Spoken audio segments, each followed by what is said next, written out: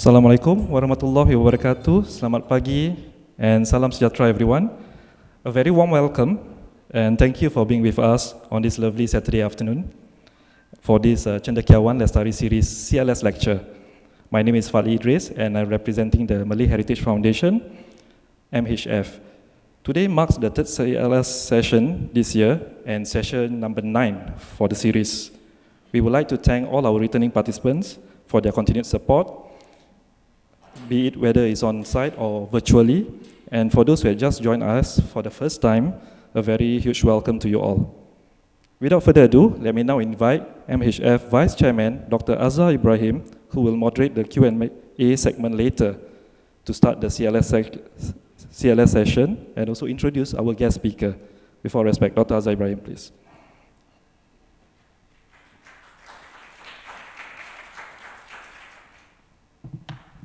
Terima kasih Saudara Fadli. Mohon Pak, mungkin kita boleh mulakan sekarang. Ya. Bismillahirrahmanirrahim. Assalamualaikum warahmatullahi wabarakatuh. Salam sejahtera, selamat petang. Ya, tadi Saudara Fadli sebut selamat pagi. Ya. Mungkin dia dah dari pagi bekerja. Ya. Selamat petang ke bapa-bapa, ibu-ibu, saudara-saudari, teman-teman yang dikasihi. Ya. Selamat datang ke MHC. Ini adalah acara anjuran ya, Malay Heritage Foundation ataupun Yayasan Warisan Melayu Singapura yang sebenarnya adalah seperti tuan rumah bersamalah ya, dengan MHC. Dan acara kita berkumpul pada petang ini adalah sebahagian daripada kuliah ataupun ceramah ya, yang berkala Cendekiawan Lestari Lecture Series. Ya. Ini adalah sebahagian dari usaha Yayasan Warisan Melayu untuk memperkuatkan, mengukuhkan wacana warisan, kesusastraan dan kesenian agar bukan saja ia tumbuh, terbit dan mekar dalam masyarakat, tetapi juga sesuatu yang moga mengaju kepada suatu inspirasi baru, di mana bukan saja kita diperkenalkan oleh para sastrawan, tetapi juga moga-moga yang mendengarnya, yang mengikutinya juga ya, dapat sama-sama menghayati beberapa gagasan, kupasan dan singgungan para sastrawan dan pemikir kita.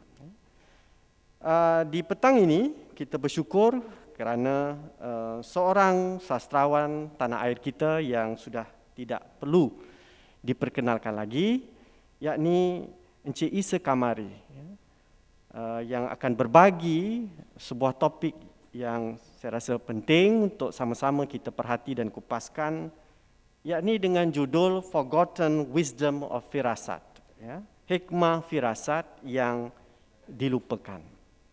Ya.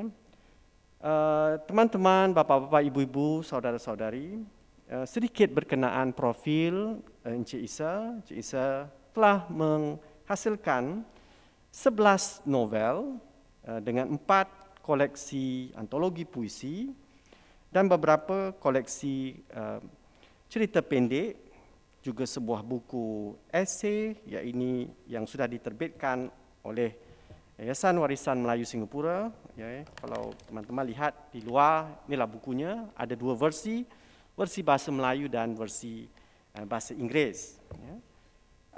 Selain itu, beliau juga telah menghasilkan skrip teater, juga lirik ya, pada 3 album lagu.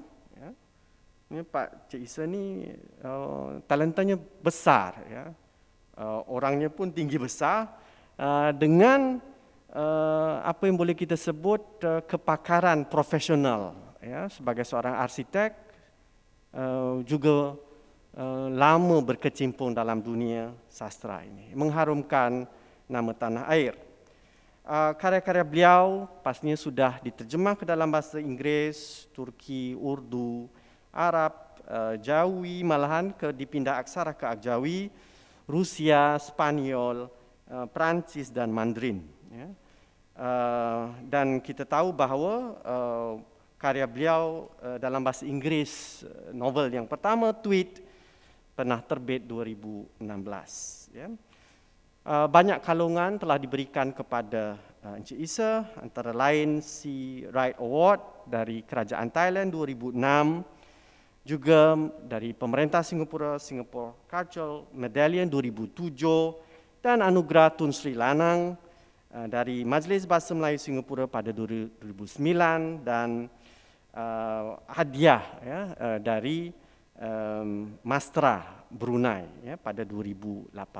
Ya. Banyaklah kalau mau disebut lagi. Ya.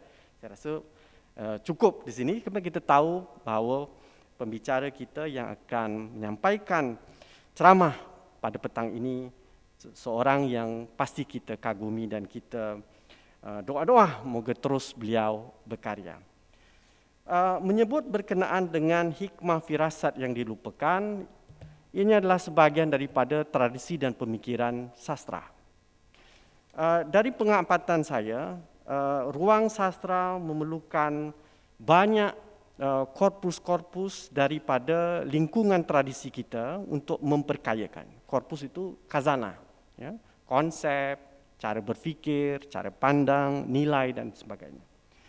Dan untuk mendapatkan itu, kita perlu orang-orang yang kritis dan kreatif untuk menampilkan gagasan-gagasan ini dalam dunia sastra. Dunia sastra bukan sahaja sekadar untuk berkreatif, tetapi juga untuk kritis dan berkonstruktif, artinya membangun semula. Ya. Saya rasa kerja sastrawan dengan kerja ahli pemikir sains sosial itu tidak jauh bedanya. Walaupun dua-dua mempunyai langgam bahasa yang berbeda. Satu bahasa yang saintifik rasional, satu bahasa yang disebut sebagai bahasa puitika. Dalam sastra, puitika juga harus disegandingi dengan politika. Puitika saja tidak mencukupi dan politik saja tidak mencukupi kalau tidak ada puitikanya. Dan sebaliknya, dua-dua itu diperlukan. Poetics and politics kalau dalam bahasa Inggerisnya. Jadi bapa-bapa, ibu-ibu, persoalan ini sebenarnya adalah persoalan sezaman dan semua penulis kita sedang dan terus akan mengimbangi ini. Ketidakmampuan untuk mengimbangi ini berarti ketimpangan sastra yang luar biasa akan memberikan suatu kemudaratan, kalau boleh saya sebut dengan keras, bahawa sastra kita satu hari akan hanya sekadar menjadi laungan-laungan yang sangat puitis tetapi tidak berisi, ataupun sebaliknya. Banyak gagasan yang bagus tetapi pengungkapannya kering dan kontang. Ya. Apapun dalam dunia sastra kita, saya fikir ada 4 perkara dan saya rasa ini bersentuhan dengan apa yang akan diceramahkan oleh Encik Isa, iaitu sastra perlu ada keberpijakan. Berpijak, rootedness. Tanpa keberpijakan, sastra itu akan menjadi sastra teralienasi. Sastra yang tercabut dari lingkungan. Kedua, sastra itu harus ada sisi keberpihakan. Artinya dia harus ada semangat untuk menyebut dan menyatakan sesuatu yang hak, kebenaran, adil, saksama dan sebagainya untuk diperjelaskan tanpa menggurui, ya, tanpa memaksa-maksa atau didaktik yang keterlaluan.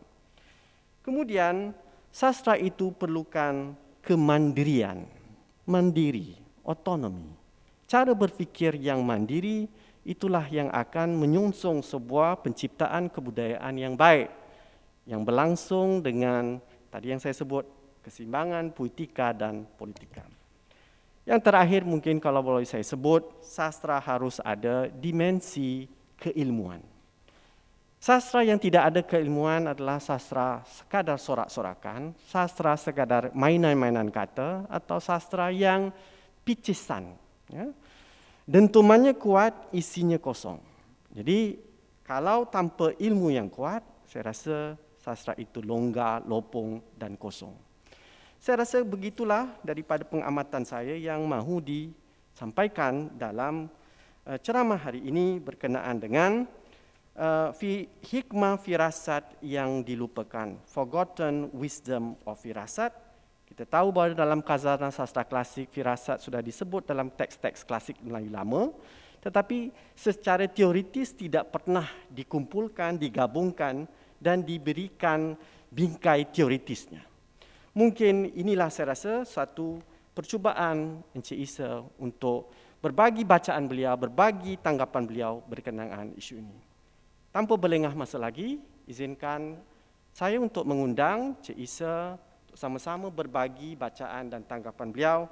Ayo teman-teman, bapa-bapa, ibu-ibu, saudara-saudari, kita beri tepukan gemuruh kepada Encik Isa untuk memulakan ceramah beliau. Silakan Encik Isa.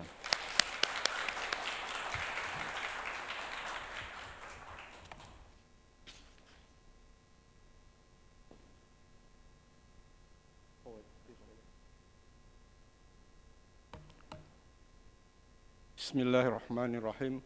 Assalamualaikum warahmatullahi wabarakatuh. Alhamdulillah, terima kasih kepada Malay Heritage Foundation yang telah menjemput saya ke sini untuk memberi ceramah, dan terima kasih kepada rakan-rakan yang telah kemari, sama ada secara fizikal di sini ataupun secara maya menerusi online. Okay, I'll be speaking in English for this particular talk. I'll call it musings. I mean, I've been thinking about it, for quite some time, but today I'm going to share some of my thoughts regarding the topic of firasat. The introduction has been given by, by Dr. Azhar. Thank you so much for the kind words. Today's topic is about firasat. And for this particular talk, I would like all of us to focus on just two words. One is alienation. The second one is firasat. Both concepts or both philosophy of alienation or firasat are not new. Yeah? But what I attempt to do today is to link these two concepts. Perhaps this is something which is new. Perhaps this is something which has not been explored. So today's talk is basically to explore the relationship between alienation and firasat. I put a copyright there because I'm writing a book, and part of the lecture series, lecture I'm giving today, it will be the contents of the book. Okay. This also has been related by Dr. Azhar just now, pertaining to the function of literature vis-a-vis thought and so on, so I will not delve into it further. Sorry. I start with a poem, The King. I bow to you, King. I bear the torment of your sadness in the embrace of my sleep. May it transform into glad tidings for the days of your people. This exploration is to find your throne, which has disappeared from our hearts. For my love to you, King. The throne I'm talking about today is the concept of firasat, which has disappeared from our hearts. For today's talk, I would like to frame our minds so that whatever I'm going to deliver to you could be perhaps appreciated better. I would like us not just to think as a surgeon in terms of having to analyze and dissect things, into the ultimate so-called detail. But I also like all of us to think of ourselves as weavers. Weavers in the sense that we try to create patterns and actually not to even let loose of loose strands of thought. Perhaps these loose strands of thought would help us to form and formulate new ideas, new visions of life. So this particular mode of thinking between a surgeon and a weaver is something which I discovered to be quite an important combination, without which much progress in society will not happen. So being analytical, being critical in terms of thought is one aspect of the thinking process which we ought to appreciate, but also we ought to be able to be creative and formulate ideas as a result of our analysis and so on. So today's talk will focus on that too.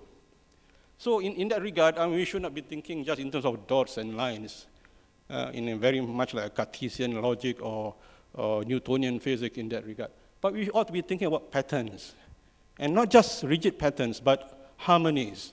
We ought to be not like Descartes or Newton, but even think as if we are Einstein or Tesla, or for that matter, Beethoven or Ramli Sarip.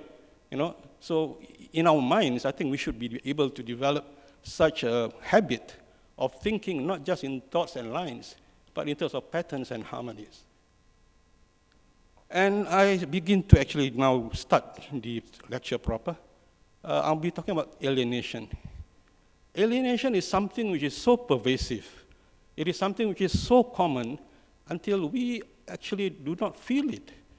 We do not know of existence, or we fail to even detect that such a thing exists in our life. It is like we are living like fish in the sea, that we do not know the meaning of wetness. That's how pervasive this concept of alienation is. What exactly is alienation? I'll be sort of, illustrating some concepts and ideas of alienation through stories.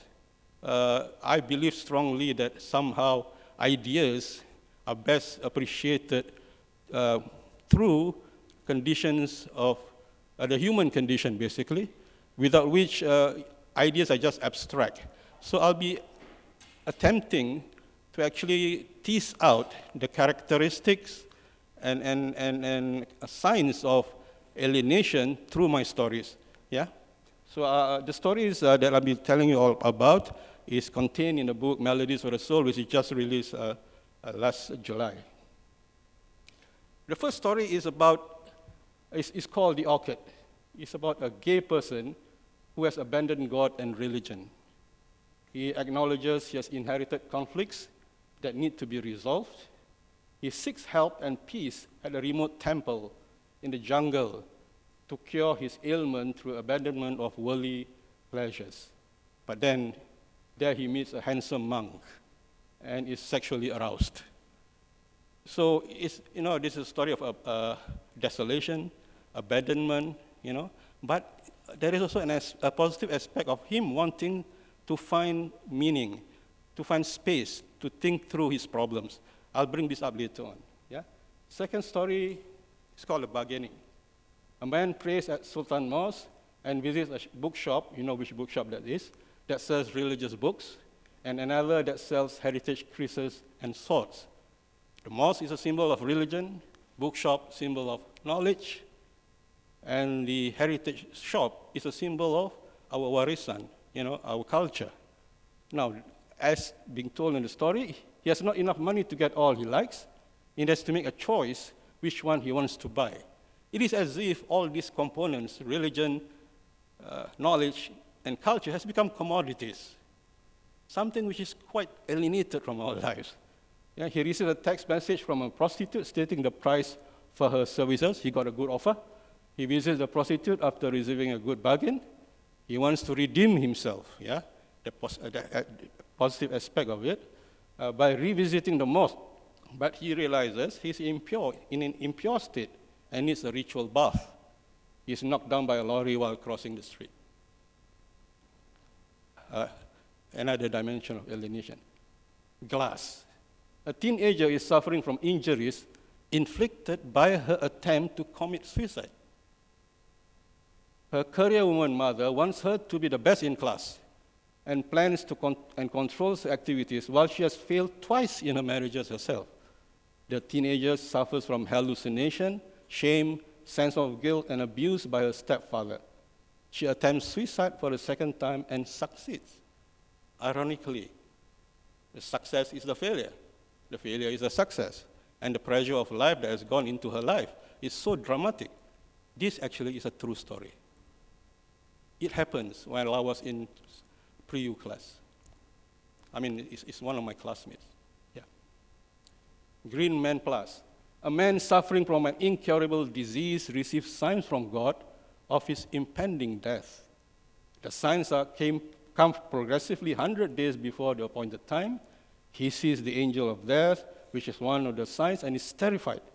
Absurdly and in desperation, he tries to prolong life by using the Green Man Plus card for the elderly repeatedly in an attempt to add 6 seconds to each crossing duration. That's his life too, he imagines. But the angel of death has got his own plans too. When somebody is so afraid to die, it shows something about him not being in tune with life itself. Life has become so alienated to him that death becomes something which creates fear in him. Otai. A man waits for his friend who is an Otai, or expert in heritage blades. Outside Sultan Mosque, a youth approaches and gives him a flyer to protest the selling and consumption of alcohol in the heritage area of Kampung Glam. He recollects his arguments with the Otai, who insisted that heritage blades, like the kris, must be designed and forged in accordance with established rules and traditional methods, while he suggested modern aesthetics and processes could be employed and fused in the manufacture instead. Tension between modernity and tradition. The Otai arrives and visits a restaurant in the area. The Otai, who is a purist, orders fusion food, while he a traditional meal. So again, if what you say and what you believe and what you practice, there is discordance, there is incongruence. They drink beer when the azan from the mosque is sung. Yeah, in the very beginning, there was flyers given to actually protest the selling of alcoholic beverages, but these two jokers, indulge in drinking. The gardener. A gardener laments the felling of his favorite jasmine tree. The jasmine tree was a gift to his wife, who passed away delivering the child. In his garden, he gets close to nature and God, and by observing and tending to the plants, especially the jasmine tree. He is envious of his son, who has proper education and would understand the sophisticated process of growth and other natural phenomena deeply. He is dejected to know that it was his son who had felled the jasmine tree, and he rushes to his bicycle to go to his son's school to seek redressal. Education and life. When education actually do not create human beings who actually, who appreciates life. There's an element of alienation in it. The clinic. A religious teacher visits a clinic to seek remedy of his numb right hand. He recollects his arguments with a young man who accuses him of teaching religion devoid of solutions for societal problems like high divorce rates, drug addiction, and underemployment. He retorts that those are not his concerns. His duty is to convey religious teachings per se. He meets the doctor, who is revealed as his alter ego, and the remedy he seeks is within himself. Religion, which is devoid from resolving societal problems. Excuse me. Door. A man leaves home to go to work. He routinely passes a series of doors. At his house, the bus, MRT station, MRT train, and company bus. When he reaches office, he has stomachache. He had tom yum soup the night before. That was not part of his routine. He rushes to the toilet and slams shut the cubicle door. Then only he realizes he has the privacy and time to ponder.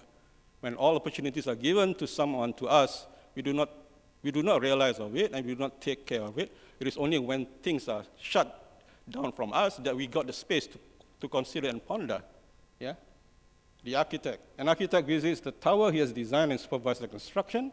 He has won the competition to design the tower, which symbolizes the epitome of development of the city.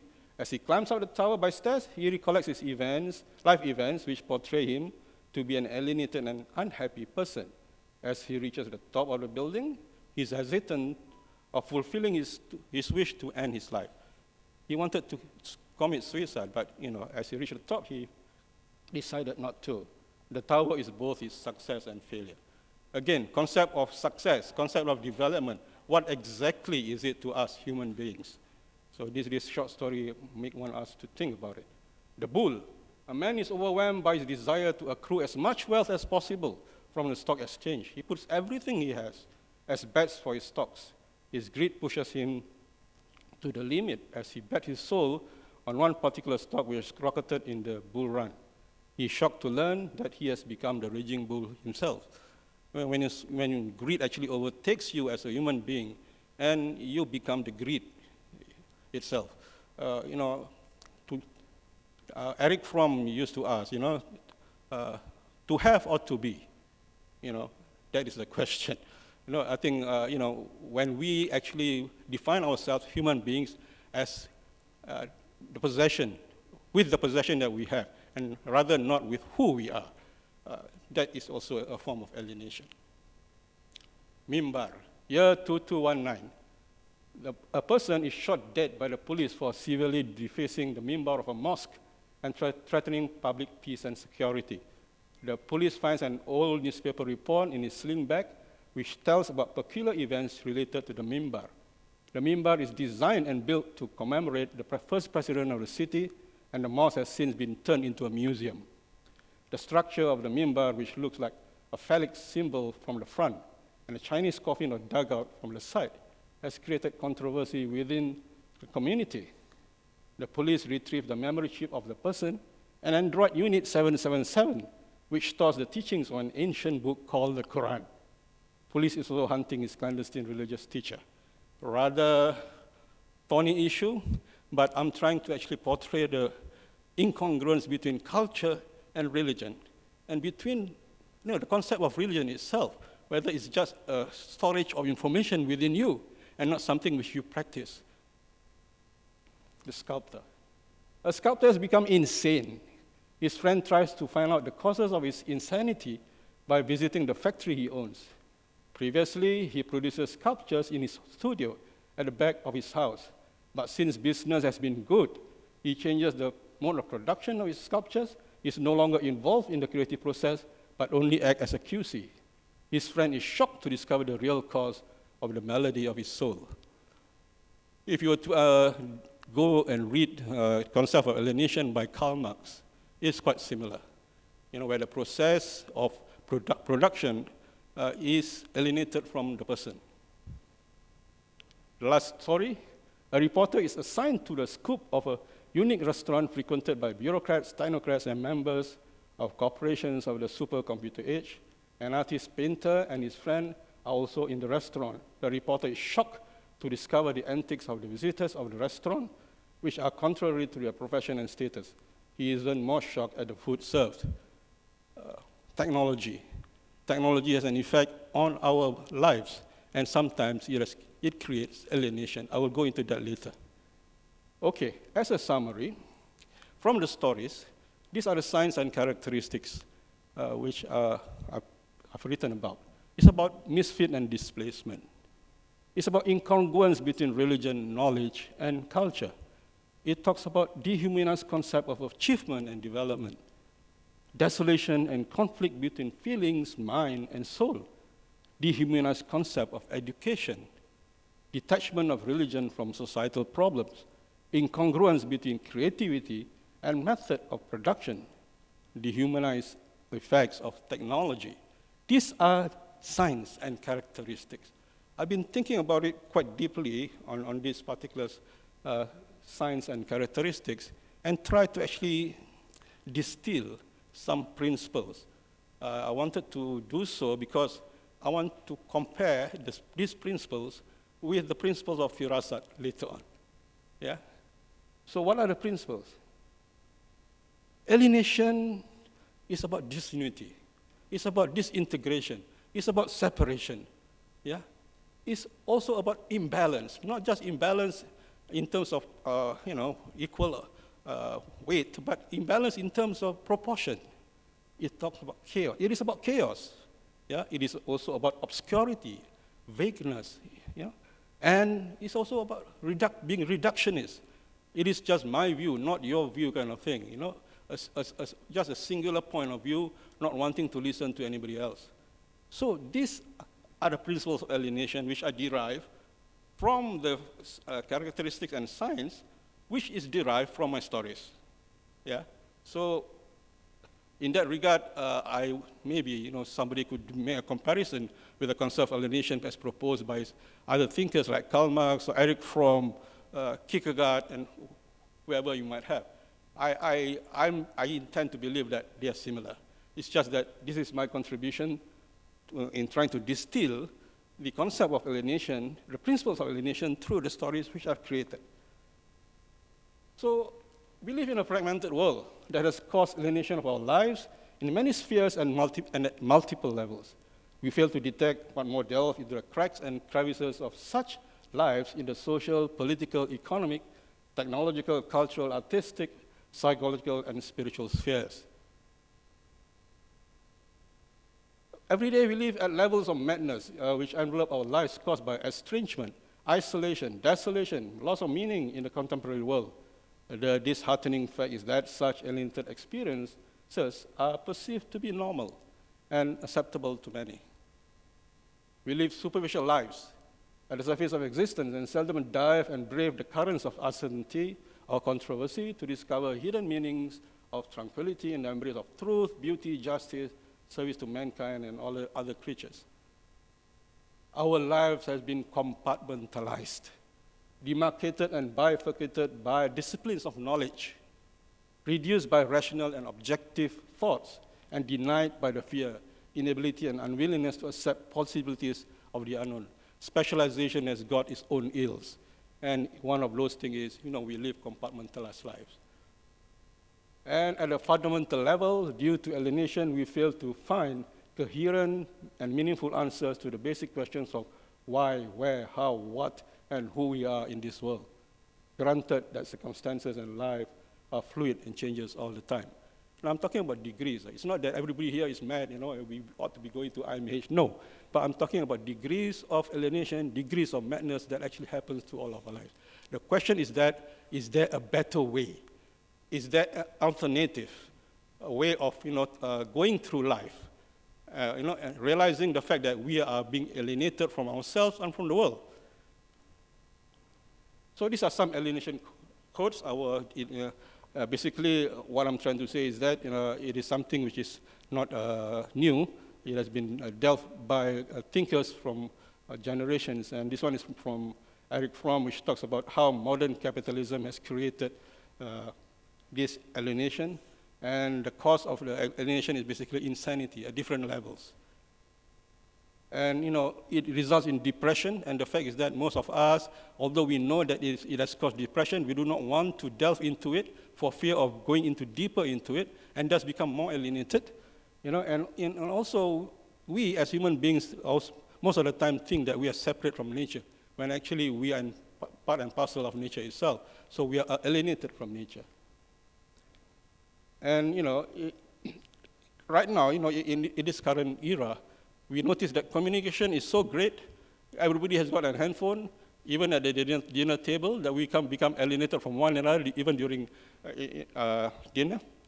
All you need to do also is just to take MRT ride or a bus ride in the morning, Monday morning especially, and look at the faces of people in the bus or in the MRT train. You will see desolate faces which are not happy, especially on Monday, yeah? So these are signs of so-called madness which we sort of experience. Even Michael Jackson, who was an alienated being, felt that alienation is a problem too. So, but there is still hope. We open doors of introspection and mindfulness to begin healing of our hearts and minds and souls. We must continue on the journey of feeling, thinking, acting, praying, and loving as unified life, above existence that uncovers the hidden and suppressed, and looks at the blind side of things and see parts in the whole, and the whole in everything. The prophets, seers, and poets know of and live in this unified vision. So the way forward, one aspect of alienation is that although it creates such a situation whereby we are depressed, we are mad at various levels of madness, but it also creates space for us to think through and be creative. But only if we realize it, only if we want to be ahead of it, only if we want to get out of it, basically. And it does create that situation. Artists are always in this position, where you are so alienated from life because of your own creative thoughts, which actually is not in accordance with what is going on in society, you have that space and you begin to think through of what you can do to either overcome it or even offers an alternative view of life through it. But only if you are mindful of it, only if you realize it, and only if you want to go ahead of it. God, smash the mountain in my soul, obliterate the entire me with your grace and love. I could no longer bear the torments of alienation. The mountains in our lives basically are our egos, our prejudice, our biasness, our false consciousness, and our hate. These are the mountains in our life. To actually appreciate life, to be able to be mindful of it, we got to actually first thing to get rid of this mountain from our lives and realize the fact that we ought to be free from the shackles of such problems. It is like, in our minds and also we got our own pipes, our own streams of thought. These are, the mountain itself is like the clock in the pipes, which prevents the flow of firasat, which I will try to relate later on.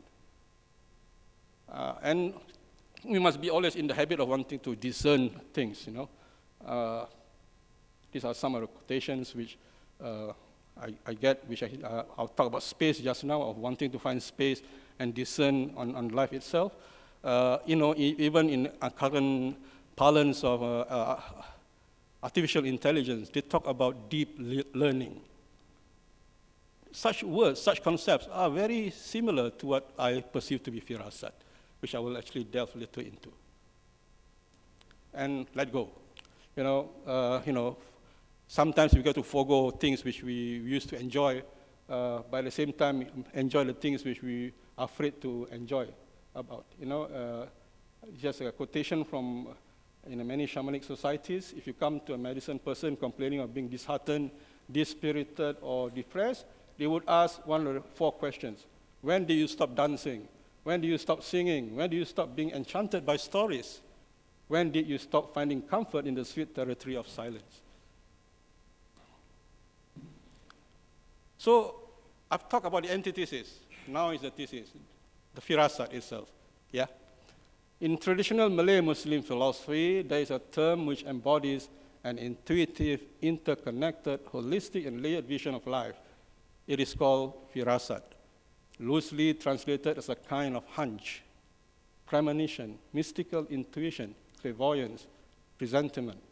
It's derived from the Arabic word farasa, to pounce or hunt or insight. It's like, it's to describe a wild animal pouncing into its prey.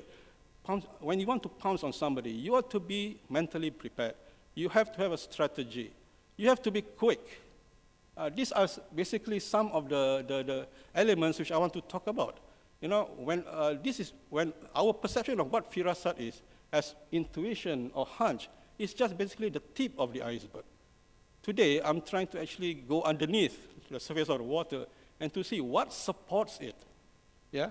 So in Urdu, it relates to clear-sightedness, sagacity, wisdom, shrewdness, quick and penetrating intelligence, and keen sensitivity. So we go into one of the books on firasat. This particular book by Imam Fakhruddin Al-Razi talks about firasat in the realm of physiognomy. It talks about facial features and body language. Physical features are means to read and delve into the behavior and psychological and spiritual nature and status of a person. It also, in this regard, teaches you how to sharpen your firasat, how to observe people when they are performing their salat. Such things are signs, that shows your character, the inner dimension of you. But what is important to note is that it talks about unity between the physical, psychological, and spiritual. Sometimes when people go through a book, they will just go for the small details, but when I read this book, I find this particular concept or this particular characteristic of firasat. It talks about unity between the physical, psychological, and spiritual. Another book by Ibn Qayyim al-Jawziyah. This particular book actually talks about the various examples of how people use firasat to make judgments, to make assessment of situation.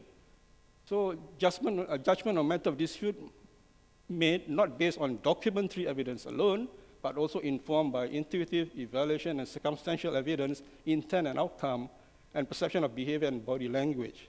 It adopts a holistic approach of both physical and inner dimensions of case at hand, and the judgment thus made is deemed valid. Holistic is the key word in a particular book. Holistic evaluation of situation. Another ancient book, Tajul Muluk, it is a book on Malay geomancy that prescribes methods of planning, design, and construction of buildings based on observation and evaluation of the physical, psychological, and spiritual realms. It also talks about spells and incantations and premonitions. The book is banned in Malaysia since the 1970s because of the superstitious belief in it. But what is critical, again, it provides answers to the meaning of what, why, when, where, and how of the Malay daily life. It talks about an integrated way of living. And that dimension of firasat is wasted if you just ignore the book. But if you actually to sieve through the so-called superstitious dimensions and look for the principles behind the book, then you will discover that it is such an important book. It was a reference book for Malays for quite some time before, but since the 1970s, it's been abandoned. So, and firasat also has got its spiritual dimension. Here, Imam Muhammad Al-Wasiti talks about it as a ray of light that enters the heart. It's mystery of inner meanings that convey secrets into the heart. It enables person to communicate with other creatures. Remind me of Prophet Solomon or Dr. Doolittle, for that matter. Yeah. And another Imam, Abu Sa'id al-Kharaj, talks about it as from the sophistic point of view that firasat is about ilmu laduni, direct knowledge from God. So that's the spiritual dimension of firasat. So from what I've described so far, you will actually begin to realize that the realms of firasat is not just about sophistic, intuition or mystical intuition that it might be. It talks about the cosmos and physical context. It talks about the physical self, action and community. It talks about the mind. It talks about the psychological dimension and the spiritual dimension. In other words, it embodies an existential spirituality. And I've been also delving on this subject for a long time, and I've written a poem regarding this. Firasat. People nowadays do not know firasat. People nowadays do not use firasat. Purity brought down from elders, the first intuition without veil, the stirrings and effects of unity of experience, nature, knowledge, and actions unified, moved by the eye of the soul, nurtured by discipline of the mind, based on strings of reiterative knowledge, demonstrated by signs and layers of nature, validated by proofs in actions and breath, the mind, soul, and spirit molded in the self and surroundings, ever since it is compartmentalized by thoughts that distinguishes object from subject, dissecting issues to the atom, limiting conclusions and acceptance, denying possibilities and visions, veiling light by separation of knowledge. Is not this world a mirror? Is not this universe a sign? Is not this life a labyrinth? Is not a problem interlinked? Science, philosophy, psychology, history, and religion are only points of view that needs to be reunified, that needs to be rejuvenated as a whole with stirrings and effects of firasat that will pierce layers of existence, that will open secret doors of the manifest, symbolic, transcendent, immanent worlds. And are not all that fall from the sky grow on the surface of the earth and return to the sky? Believe in unity of everything. So the dust that floats in the air, remember the moment of testing of the spirit that is gently born at the boundaries of 7 worlds. Am I not your Lord? The Malay testifies in firasat. Yes, we affirm. It's a long poem, so I've broken it down. It talks about unity of experience. It talks about reiterative and validated knowledge.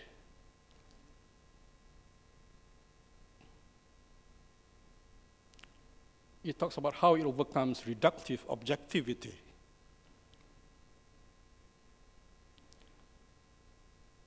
It offers points of reflection. the eyes of the Firasat.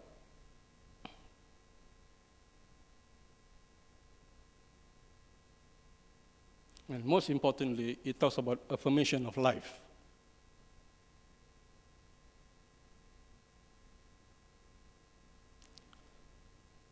You might be asking whether I'm just talking this in abstract, whether such a thing has been practiced by us, Malays, or by the people in this region. Here are some anecdotes which illustrates such a manifestation of the philosophy of Firasat. When I was during my undergraduate studies, I went to Bali with a friend, and we lived in a losmen, like a chalet. In the morning, we are being served with breakfast. It's a simple meal of tapioca and some cakes. But the most interesting thing is that even though it's not a 5-star hotel, we are served on a plate made of with bamboo plate and then decorated with flowers. And it's such an aesthetic experience. But what is important also is that the same food, the same plate, is also being served to the pura. Pura is actually the house temples. It is also being served to the gods. So art, culture, religion is one. Yeah, it is such a very important, to me, a very important observation. And if you were to notice, actually, if you were to go to Bali, have you noticed actually how unique the Balinese place their temples? We have Tanah Lot temple on an island, right? Then we have Besake, which is actually a temple on the range, on the mountain slopes. Batur, temple at the top of the peak of the mountain and overlooking Lake Batur. And then a temple at Uluwatu, perching on the cliff, overlooking the vast ocean. If you notice, these are places whereby it is as if like these temples are the gateway from the Skala, this world, to the Niskala, to the other world. That's how sensitive Balinese are in the placement of temples. It speaks about unity of life. Yeah? And the Balinese believe in the concept of balancing between good and evil. They have been devastated by the two bombings in Bali, but how they sort of, recover from it? Because of this belief between balance of good and evil. They do not look evil in an evil way, but take it as part and parcel of life, balancing the goodness in life. And you might be asking whether such a thing actually also is being practiced by us.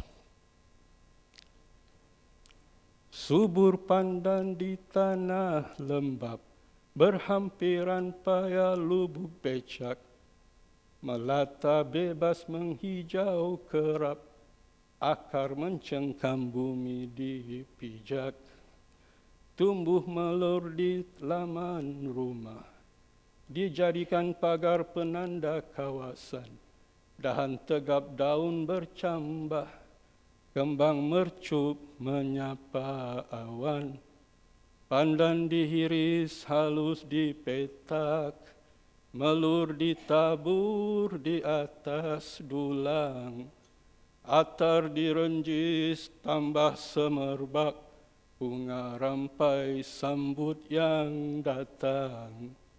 Majlis nikah disempurnakan kadi, diijab kabul sepasang pengantin. Harum adat budaya mewangi, syariat dijunjung di atas pelamin. Cukur rambut turun tanah, keranda diusung mengiring mayat. Bunga rampai menghias ranah, terikat erat sepanjang hayat. The bunga rampai, it exists in every stages of Malay life. Its fragrance waft, the sublime, relationship between art, culture, and religion. We no longer have that. I'm not saying that actually we ought to be, everybody go back home and make a bunga rampai or anything like that, but the thinking behind it is important, right? The firasatic thought behind it is important, where we view things in holistic manner. And that's what the Bunga Rampai did to us, to our lives last time. The Kris, it's in the past, Kris used to represent the person. You know that actually the Kris is given by the father to the son. A special Kris is made to represent him. And if someone actually important are not able to attend a meeting, he would send a Kris on his behalf to represent him. So the object and the subject are one. The Kris and the person is one. It's a cultural symbol of the elite. It's proliferated as a weaponry for masses. The way it is made and the way it is being maintained has got mystical and scientific dimensions. It alludes to local and shared values in different regions. That means it has got a cultural dimension too. This is my take on the Kris. Hold tight the hilt of faith, insert the base pin of endeavor into the hollow of destiny, adorn the ring with carvings of identity, gild the heart with gold on the traverse base piece, welcome the strong spirit of the elephant strung, ensure the side finials are neat, although spiky, meditate on the rejuvenated fallen tree at the base of intention, sprinkle, spill, grind, raise rice grains on life's damascene, complete the trio pattern with golden showers, dance in the rhythm of odd waves, honor loyalty of the blade on the forehead, make sure the thrust is sharp on target. Once the blade is drawn out, the task must be accomplished. Adorn the self-sheath with morality, cleanse the rust of misdeeds with lime, accompany every move with fragrance of perfume, warm up intuition with smoke and freshness of incense, slip the calling of motherland at the waist. It is unforgivable for the warrior to surrender before the fight. It is not death before its time. Mantras of faith and honor will always be honored, will always be upheld. Just come forward. So a Kris to a Malay is about personality, it's about grit, it's about identity. And we have lost that. Pantun. Pantun to me also is an embodiment of firasatic thought. The pembayang is a preamble of message, maksud, message is entered by the pembayang, unity of interdependence and interdependence between the symbolic and manifest thoughts. It talks about intrinsic and extrinsic values. Even in the peribahasa, significance of symbolic thought is a means of conveying meaning and life lessons. And parables in the Quran, significance of stories and context, talks about shapes of time. I will talk about the shapes of time later on. In formulation, worldviews and values. The fact is that modern civilization talks about being objective, being rational, but we have lost these dimensions of life when we talk about being symbolic, being, talking about manifest thoughts, etc. Batik, another, embodiment of firasatic thought, is synonymous with harmony and discipline. Each batik is infused with the soul of the creator, impeccable and distinct craftsmanship. The artist, the creative process, and the art are one. Alludes to status, locale, and shared values and culture. Remember just now the story about the sculptor, where the artist, the art is no longer one. But here, in the making of batik, we used to have this kind of atmosphere whereby the artist, the art, and the product and the process is one. Okay, I will not read through this because I would like to save time. These are some of my so-called, trying to develop further on what I meant by firasatic thought. When we talk about firasat, living life through a life of, firasatic existence, we may call it, we don't talk about the I separately as the I. Within the I, there is the we. Within me as Isa Kamari, a Malay, there is my family, there is my community, there is my country, and how I position myself in the world. So the concept of I is not just the person, but it involves the we. It also involves the eat, what I eat, where I live, what I wear, and the environment around me. It's talk about the it's, and it's talk about the it's. It's talk about the system of thought, the philosophy, the political system, So it is an embodiment of everything. So when I actually analyze a poem, or even for that matter, a craze, I will look into these four things and see whether that particular craze or item has got these four dimensions. Because it gives me the answer of where, why, how, what, and who we are in this world. Yeah? And when we talk about beauty also, we don't talk about beauty just physically perceived by the five senses. We talk about beauty intellectually, also by beauty through actions, and spiritually by soul devotion. This is a poem. I will not go into detail, but the first stanza talks about the five senses. The second stanza talks about the soul, the mind, and activity. The third stanza is about spirituality, and the fourth stanza is the reason why we ought to be perceiving beauty as such. So Firasat also talks about interconnectedness, whether it's in the atom, in the cosmos, in the river, or in the branches of the trees, synapses, in the veins, in our capillaries. It's all about interconnectedness. We live our lives actually failing to appreciate the fact that we are interconnected. And this is one of the causes of alienation to me. Yeah? And this interconnectedness also, between the animate and the inanimate objects, there is also interconnectedness. Let me tell you a story.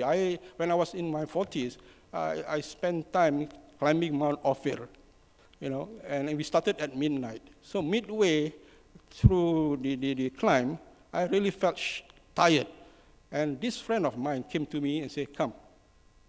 He held my hands, and let me touch a big rock. Touch it. Just be quiet. I couldn't understand why he was asking me to do so. But behold, I managed to finish my climb. Yeah.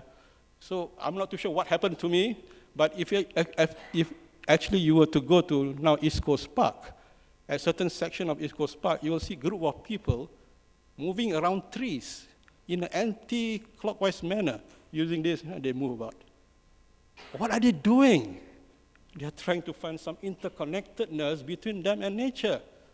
We do not understand it, because we do not believe in it. We are so used to being objective, scientific about things that we fail to understand that there are other dimensions of life which we ought to appreciate.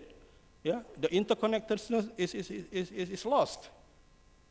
And of course, talk about reiterative and validated knowledge and how specialization of knowledge has created a very compartmentalized mind in all of us.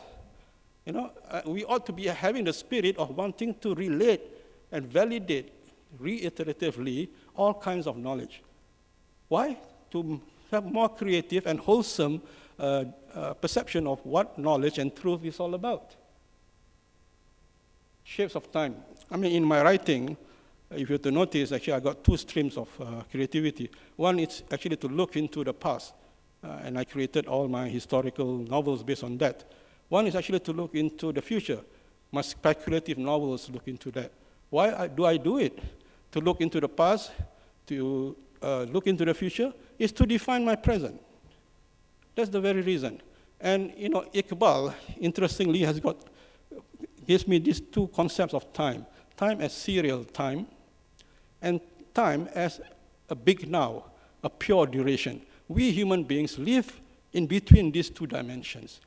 For time as serial time, we got concepts like context, relevance, lessons learned. With time as pure duration, we talk about concepts like timelessness, beauty, truth. So, as human beings, we are always in these two dimensions. It's a dialectic kind of situation. And living by Firasat, I thought, you ought to be cognizant and be aware that such dimension exists, because then you make decisions which will make you not alienated from who you are, make you not alienated from your surroundings. I experimented on this concept of shape of time. Our pantun, the first two stanzas talk about, the pembayang, which talks about, nature, about life in the past. But in my latest work, the Rap Kota, the pembayang actually talks about life in the city, as conveyed in this, kadang-kadang MRT rosak, para penumpang berang gelisah. This is my pembayang. The reason why I wanted to do that is because to reflect the realities of today, not the realities of the past. I was just thinking, I'm not saying that it is, but I was just thinking whether if we still go ahead and continue creating poems using realities of the past, we're actually living in a kind of false consciousness, as what Mannheim would propound. I'm just thinking aloud regarding this, but what I'm trying to say is that this is my attempt of having some Firasatic approach to creating pantuns. And of course, I mentioned about harmonies. How music, actually has got different effects on life itself. If I may, I would like to read to you, or rather sing to you. I don't have a good voice, but I hope you can hear to my soul, yeah? It's called Cermin Retak. It talks about alienation. Tuhan, aku cermin retak yang cuba menangkap cahayamu,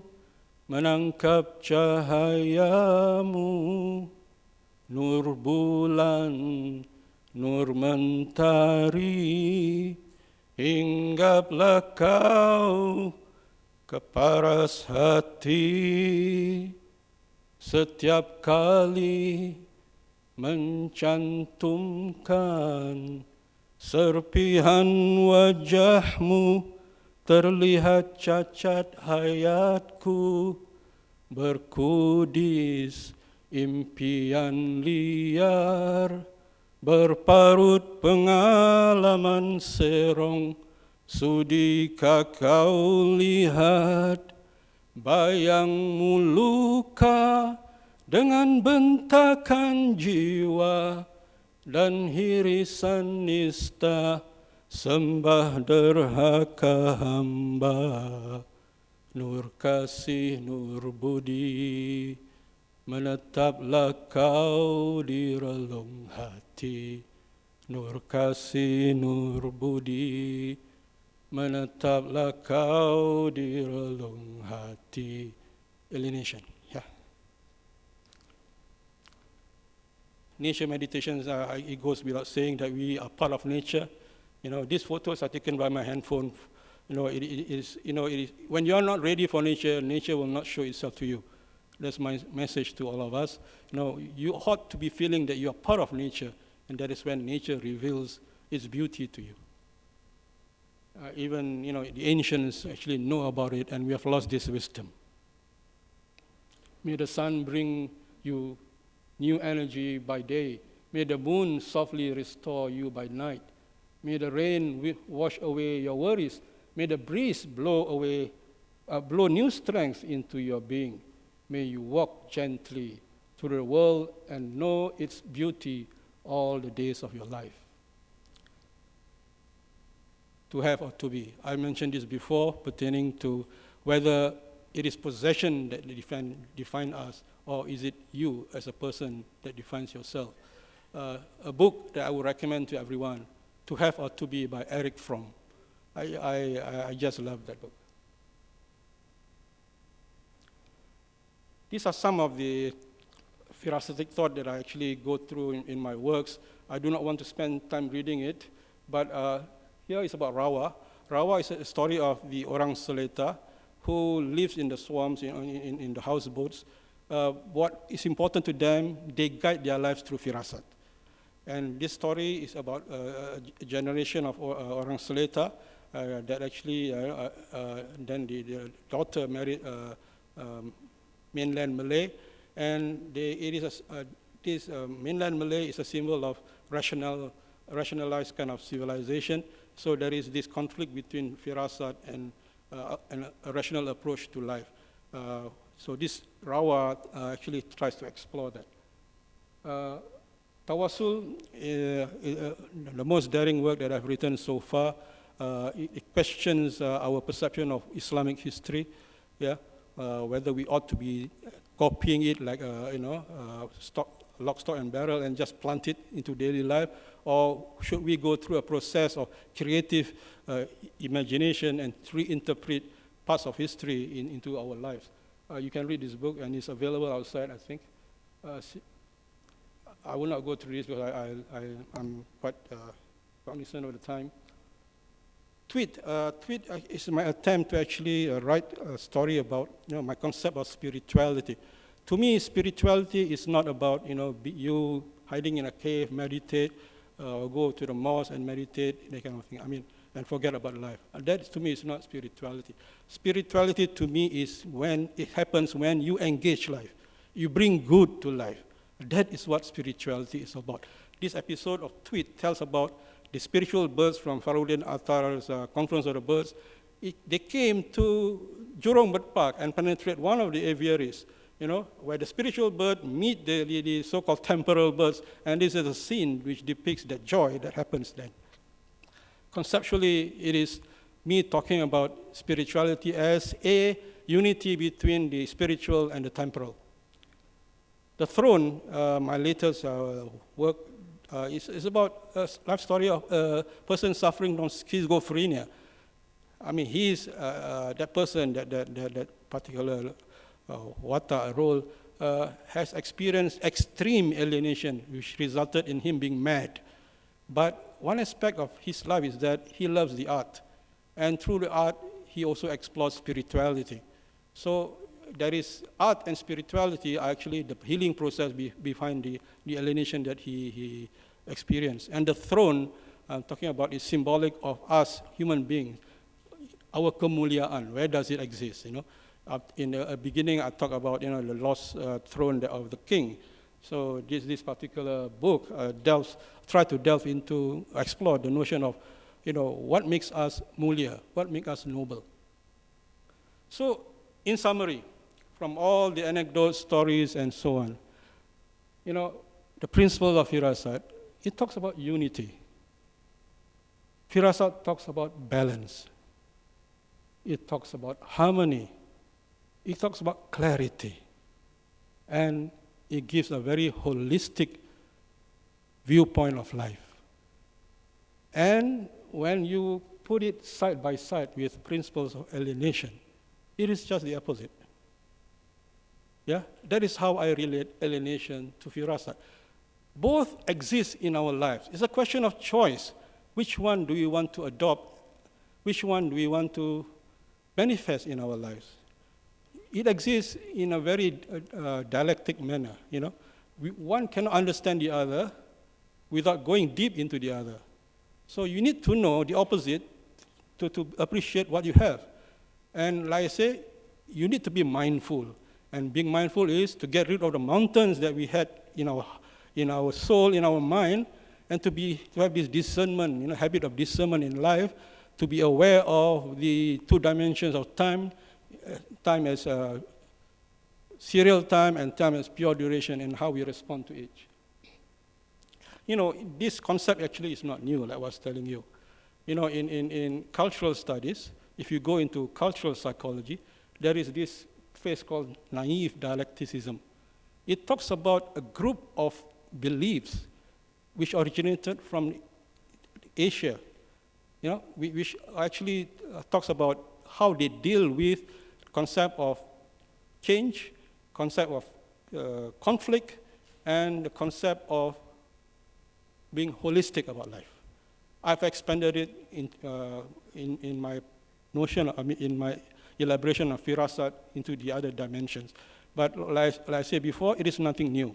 What I've done is to actually sift through it, look through the mud, of all the superstition and so on, and distill these concepts, and repackage it so that it becomes clearer to us. And it is something which we can follow. And we need not be philosophical about it. We need not be too academic about it. It is just practicing these 5 principles. If you look closely and deeper, another level, these 5 principles talk about Islam. But I'm not going to go there. Yeah, it is another lecture. So this is what Islam tells us, basically. Yeah. So conclusion. Firasat is a manifestation of a deeper and larger body of integrated and reiterative knowledge and life experiences derived from the attitude of mind, existential spirituality, and growth path that enable us to walk beautifully and live mindful, exploratory, creative, wholesome, and meaningful lives in a fragmented world. Through a refreshed interpretation of and practice of firasat, madness of the mind, melodies of the soul, disrespect of other human beings, and irreverence of nature and environment arising from alienation of life are acknowledged, addressed, given antidote and chance to heal. At a fundamental level, firasat enables us to find coherent and meaningful answers, albeit shifting and ever evolving, to the basic questions of why, where, how, what, and who we are in this world. This ayat basically talks about firasat. I can talk about the exegesis behind it, but I'm not registered with the, what is it? So I wouldn't dare to venture, otherwise I'll become a troublemaker. What I can do is to read the Arabic version while you read the English translation. أعوذ بالله من الشيطان الرجيم. بسم الله الرحمن الرحيم. الله نور السماوات والأرض مثل نوره كمشكاة فيها مصباح المصباح في زجاجة الزجاجة كأنها كوكب دري يوقد من شجرة مباركة زيتونة لا شرقية ولا غربية يكاد زيتها يضيء ولو لم تمسسه نار نور على نور يهدي الله لنوره من يشاء ويضرب الله الأمثال للناس والله بكل شيء عليم. Light upon light. That is firasat. But I can give you this as my conclusion. The jasmine. Earth jasmine, sky jasmine, string of jasmine encircles the heart. Jasmine poured with water from the hills. Jasmine sprinkled with a pinch of compost. 7 rivers, 7 clouds, rain pelts onto fallen petals. Beauty is in the form, beauty to the eyes. Beauty is in the hand that tends to the soul. Beauty is the fingers that caress the leaves. Beauty is the cut on the arms of the gardener, the scorching sun, the shade from the foliage. Bountiful is the soul of the tree that delivers. Witness to a life devoted to hard work. Laws of nature as the axis. Strong roots clench the earth. Shoots look up high to the sky. Feet stand firmly, the soul sings. Blossoms waft fragrant dreams.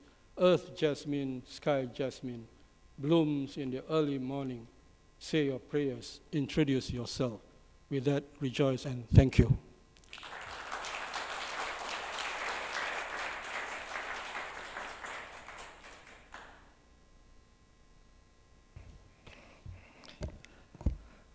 Thank you, Mr. Isa Kamari, for the illuminating presentation and insightful sharing. Ladies and gentlemen, we will now proceed to the question and answer segment. I would like to invite everyone in attendance and those tuning to this session virtually to post your questions. Sorry, can I get that? Okay, you may use the platform Slido either by scanning the QR code shown on screen or entering the code 469120. Kami ada menggunakan kaedah Slido. Anda boleh mengibas kod QR ini atau juga menggunakan kod 469120. And for those watching this CLS lecture via FB Live, you may use the comment section below to direct your questions. We have also prepared a roving mic for those who wish to ask Mr. Issa questions directly. Thank you.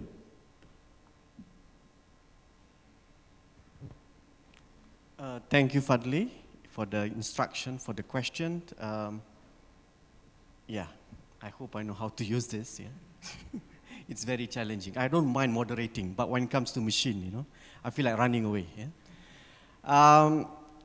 Thank you so much, Encik Issa, for the constellation of perspective, insights, yeah? Varieties of reading, and of course, full of data. It's very impressive take, yeah? Bring us to this journey of our corpus, traditional and modern. Yeah? And if I may say, what you have enumerated, some points very detailed, very much akin, and also you also claim that it's also not something new, right? You collate them and then you put them into one tray, yeah, or one lembaran, if you want to say that. We have, let's say, in social sciences, we have sociologists like Peter Sorkin, who delineated the types of culture that been developed in civilization. One that could be identified in three main categories, yeah? The idealistic, yeah? The sensate, and the mixed type, which is the integral type. Yeah? So I think the one that you mentioned, it's basically the third one, mixed type between the two, ideation and sensate, because sensate too are equally part and parcel of our life. And of course, in the direction that man should unfold the best, yeah, to prevent any form of dehumanization, or the term you use, alienation. Right? So in that sense, this talk had projected a problem. This is what antithesis alienation, and the thesis it calls for firasat as a tawaran, we call it, yeah. In many ways, yeah, Cik Issa, before we start with the Q&A, and of course we have here in this hall, we are glad we have our chairman, yeah, joining us. I'm sure he's since morning, another duty, just like me, yeah. Another literary forum. We have Cik Zainul here. We have Cik Yatiman. We have Prof Hadijah, right? We even have friends from Dewan Bahasa, yeah. Puan Kamaria, and of course we have many sastrawan, budayawan, bapa-bapa, ibu-ibu, and of course our students. Yeah, Cik Rahman is also here. Yeah, so these are, I'm sure, Cik Issa, one your fans lah. Yeah, right. We have been reading your work, we admire your work, and I think over time we see that you pull together, yeah, your thoughts, and then today I think.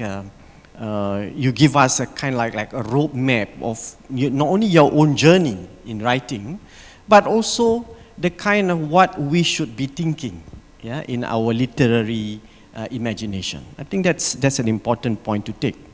The interconnectedness that you mentioned, of course, I think this is something that we need.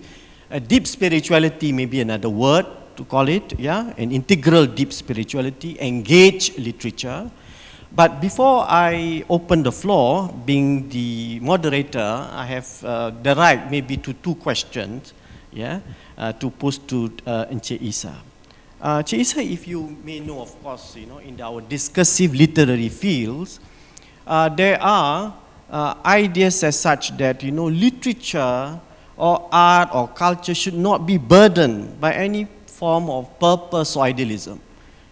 We just need to create because we have the right to create, and we need to just allow the artist or the craftsman to create what he or she wants. Yeah? Of course, it's departed very strongly from what you have deliberated here. Right?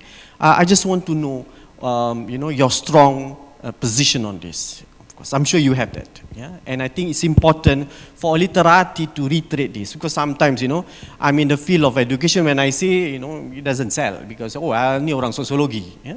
But when the literati say, maybe it has some things that people will buy. Silakan, Cik Issa. Yep. a lot of writers have that position whereby they think that the work, ought not to actually reflect the person's views and things. To me, it's an alienated view.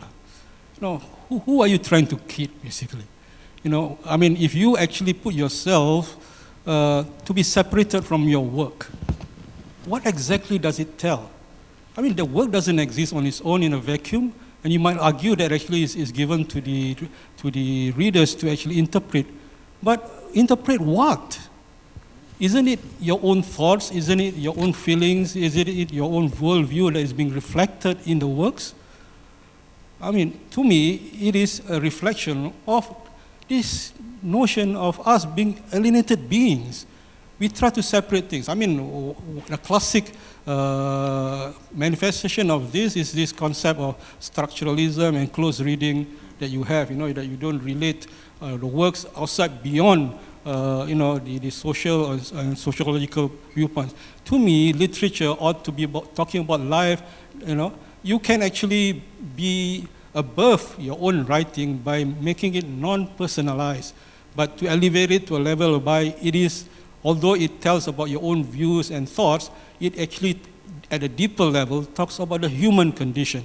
It's not about you, it's not about Isa Kamari, but it's about what Isa Kamari perceived to be an issue at hand during that period of time where he or she, I'm involved in. So I got a very strong view against such a view that the object and the subject are separated. To me, it is a totally.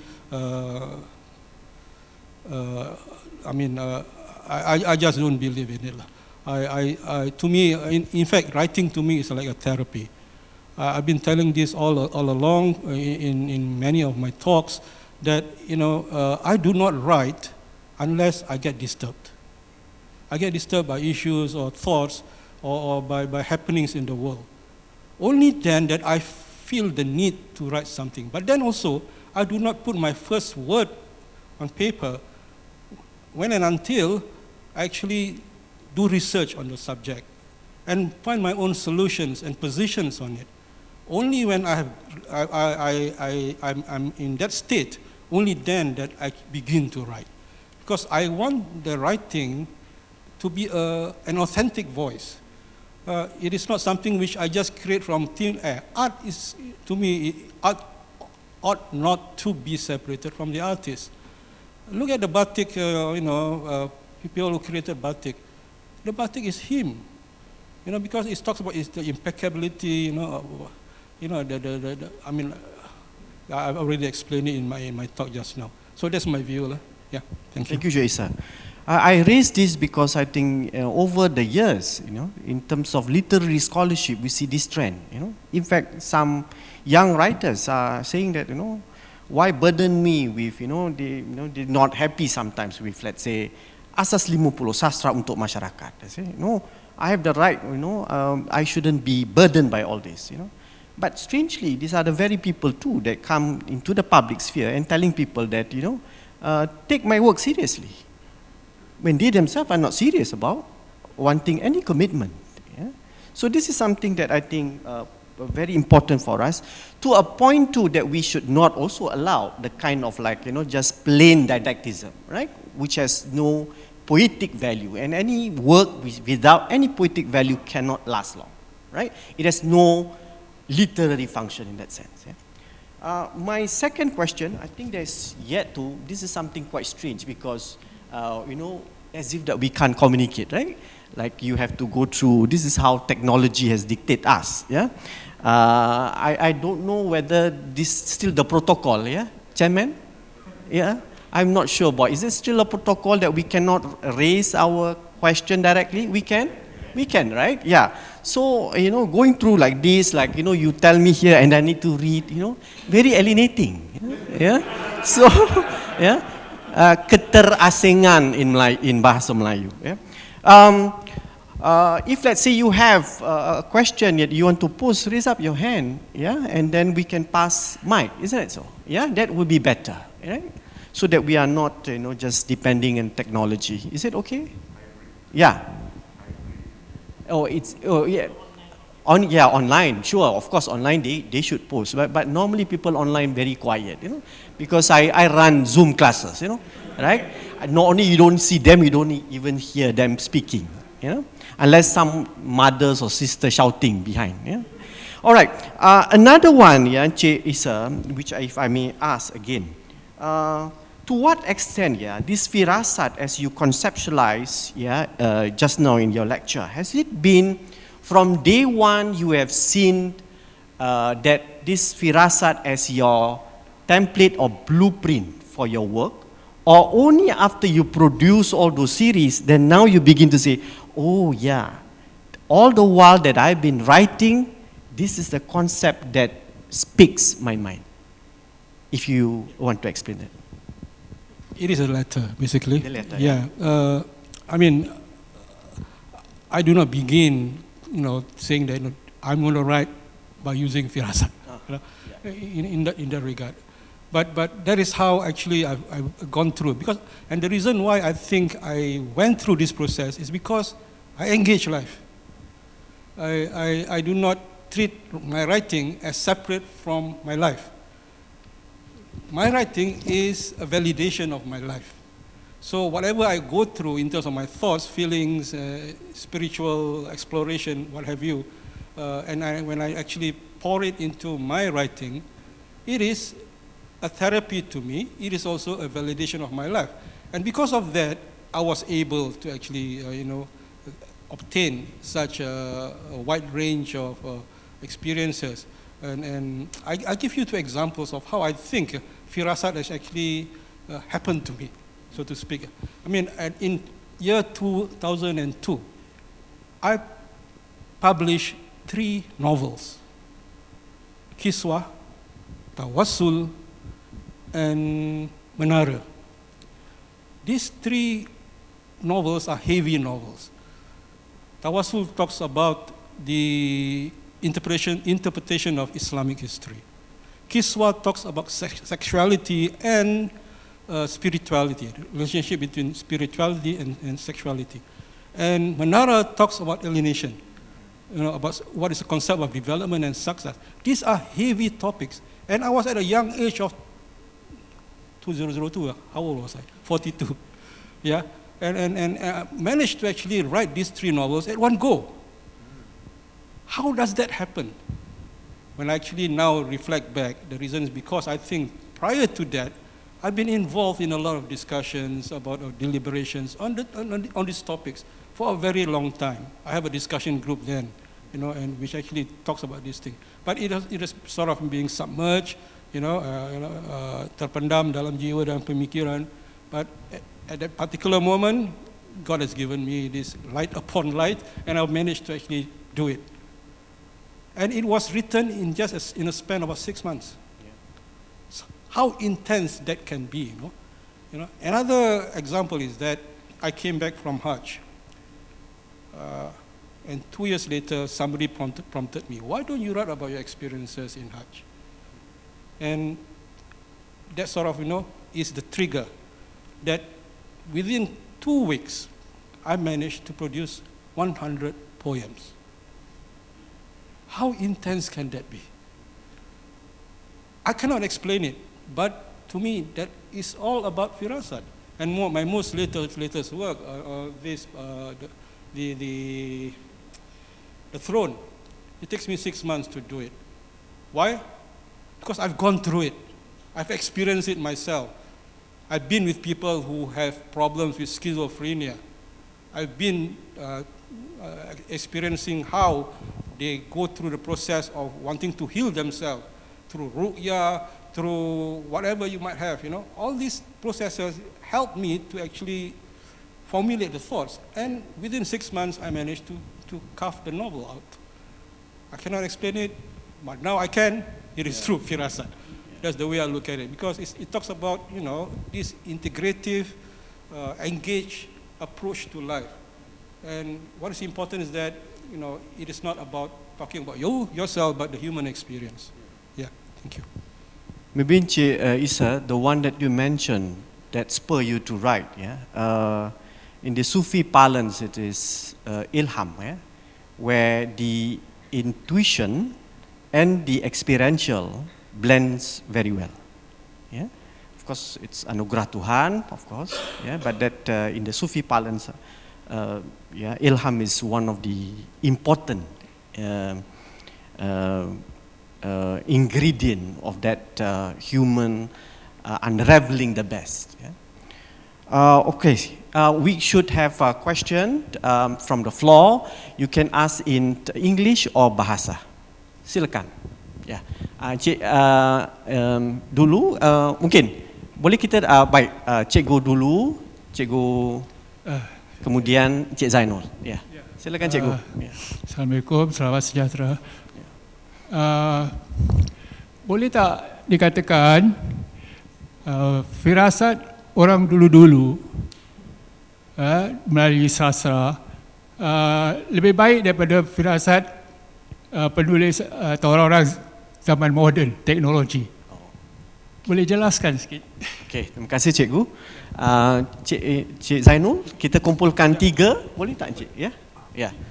Cik Zainul silakan. Ya, terima kasih. Bismillahirrahmanirrahim. Assalamualaikum warahmatullahi wabarakatuh. Terima kasih Cik Isa. First of all, may I ucapkan setinggi-tinggi tahniah. Congratulations for all your contributions. In fact, it's so deep, so profound, and so much that I think is something we can be proud of, because it contributes towards the richness and the beauty of our culture, our life. I was fascinated by Dr. Azhar's comment about Sufism. But may I be honest by saying that, in fact, your presentation was so deep and so profound, I found that it was beyond myself as an ordinary person. And it reminds me of a Sufi saying that one should lose oneself to find oneself. And in trying to understand that, I mean, from your Western reading, thinking, philosophy, but you ended up with surah from Al-Quran, suci Al-Quran kita. So my question on that is that, how do you see firasat in the context of how we understand Islam, how we practice Islam, whether it's the Sufi way, whether it's the Sunnah wal Jama'ah, the Wahhabi, the Salafi, and all of them put together? How do you factor in this element of firasat in the various approaches people have taken to Islam? And my second question is, may I? Yes, my second question is actually firasat in the context of yourself, Dr. Isa. Looking at the photo, looking at the tanja, I'm wondering also, what is your message to us from the context of firasat?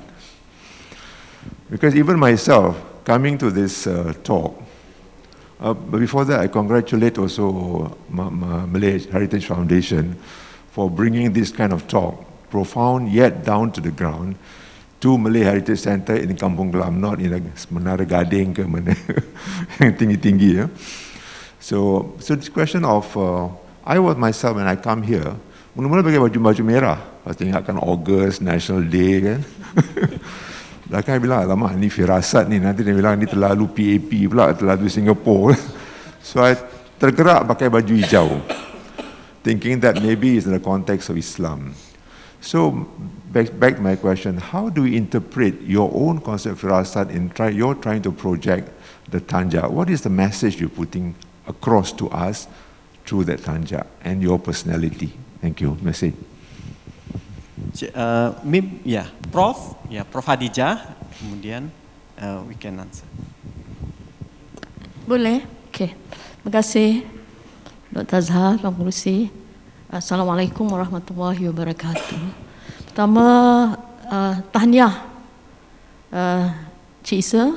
Saya amat terpesona sekali dengan pembentangan, dengan idea-idea yang dikemukakan. Sebab sepanjang saya meneliti sastra Melayu, sastra Nusantara, dan cuba mencari satu formula, satu konsep yang menggambarkan kehebatan kepercayaan kita, budaya kita, saya belum menemuinya. Okay? Dan hari ini saya menampak cahaya itu. Saya nampak cahaya itu. Okay? Dan saya amat syukur sekali sebab mendengar pembentangan dan saya melihat kesungguhan Isa Kamari mencari cahaya itu dan di bumi Temasek, ya. Dan saya nampak itu akan membawa cahaya juga dalam dunia Nusantara yang lain. Kalau kita lihat dari segi sejarah, ya, konsep kehidupan, konsep alam Melayu berubah mengikut tamadun Melayu. Dari zaman animisme, orang Melayu melihat dunia ini dari alam nyata dan alam gaib dan percaya pada kewujudan semangat. Okay. Kemudian apabila kita menganut agama Hindu, dunia alam Melayu sudah lebih luas. Hindu memperkenalkan konsep trilogi. Alam sudah ada 3. Hindu memperkenalkan konsep kayangan. Okay. Dan reincarnation dan sebagainya. Kemudian dengan kedatangan Islam, konsep alamnya sudah lebih luas. Dia perkenalkan konsep akhirat yang lebih kita lihat jalinan hidup alam roh, alam nyata dan alam akhirat dengan lebih holistik. Okay? Dan dari segi sejarah 400 tahun dahulu, seorang agamawan, seorang sastrawan besar Nusantara adalah yang awal memikirkan tentang konsep kewujudan Melayu itu, iaitu Hamzah Fansuri. Dengan syair-syairnya di mana dia mengemukakan persoalan makna kewujudan kita itu. Okay. Tetapi beliau tidak dianggap sebagai bapa sastrawan moden. Abdullah dianggap sebagai sastrawan moden sebab yang mengangkatnya adalah sarjana atau intelektual barat yang memilih kriteria rasionalisasi itu. Ya, kerana itu Abdullah dianggap sebagai bapa. Tapi teori itu ditolak oleh Profesor Najib Alatas yang mengatakan bahawa unsur rasionalisme itu sebenarnya sudah ada jauh sebelum Abdullah, iaitu diperkenalkan oleh Hamzah Fansuri. Walaupun membincangkan itu soal sufi kewujudan, tapi rasionalisi itu sudah ada diperkenalkan oleh Amir Hamzah. Tapi oleh kerana penjajahan, apa yang firasat sebelum itu semua ditolak ke tepi. Barat memperkenalkan rasionalisme itu sebagai kriteria. Dan untuk ratusan tahun orang Melayu kehilangan arah, apa yang orang Barat berikan itu yang kita terima. Okay? Dan alhamdulillah sekarang berdasarkan pencarian dan gagasan awal teori Isa Kamari ini, saya nampak bahawa ini adalah satu cahaya baru untuk membawa kita untuk memahami kehidupan kita yang secara lebih menyeluruh. Tahniah, syukur saya, ya, syukur. Okay. Cuma ada satu perkara sikit.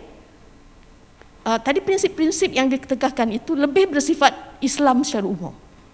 Tetapi apakah ciri firasat Islam Melayu yang khusus? Ini cuba kita cari.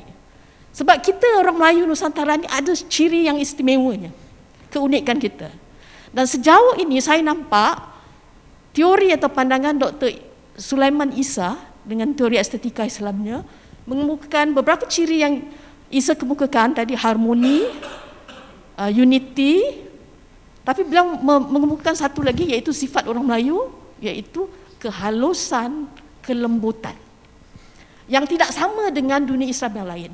Jadi ini mungkin Isa boleh teroka untuk melengkapkan bahawa dalam tamadun kesusastraan Melayu Nusantara kita mempunyai satu lagi ciri yang istimewa, iaitu ciri kehalusan dan kelembutan. Itu saranan saya. Okay. Baik, terima kasih Prof. Khadijah. Encik Isa, silakan. Ada 3 soalan, there's 3 questions earlier.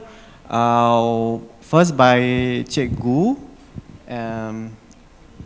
Okey, yang pertama itu dalam bahasa Melayu tadi, apa perbezaan antara firasat yang dulu dengan hari ini? Kurang lebih cikgu gitu ya. Apa kekuatannya? Apa perbezaannya gitu? Saya rasa untuk mengukur kekuatan atau kelemahan penghayatan firasat, kita tidak harus membezakan antara yang dulu dengan yang sekarang. Kita harus mengukur kekuatan dan kelemahannya pada saat ia dilaksanakan atau tidak dilaksanakan. Kerana keadaan zaman berubah. Unsur-unsur di mana firasat diaplikasi, dihayati berdasarkan lingkungan yang ada pada ketika itu berbeza antara dulu dan sekarang. Jadi tidak harus membezakan. Yang harus menjadi dasar adalah seperti saya kemukakan tadi, kita boleh mungkin merujuk pada 5-6 prinsip yang telah saya kemukakan sebagai asas untuk menilai sama ada firasat itu, penghayatan firasat itu telah berjaya dimanifestasikan secara menyeluruh, secara halus dan secara akrab dengan kehidupan mereka ketika itu. So, kerana keadaan berubah, firasat dulu dan bagaimana firasat pada waktu dulu dan bagaimana firasat waktu sekarang tidak boleh dibandingkan. Itu pendapat saya. The second question from Cik Zainul regarding the varieties of competing or religious orientation today, that how it shape or define your definition on firasat.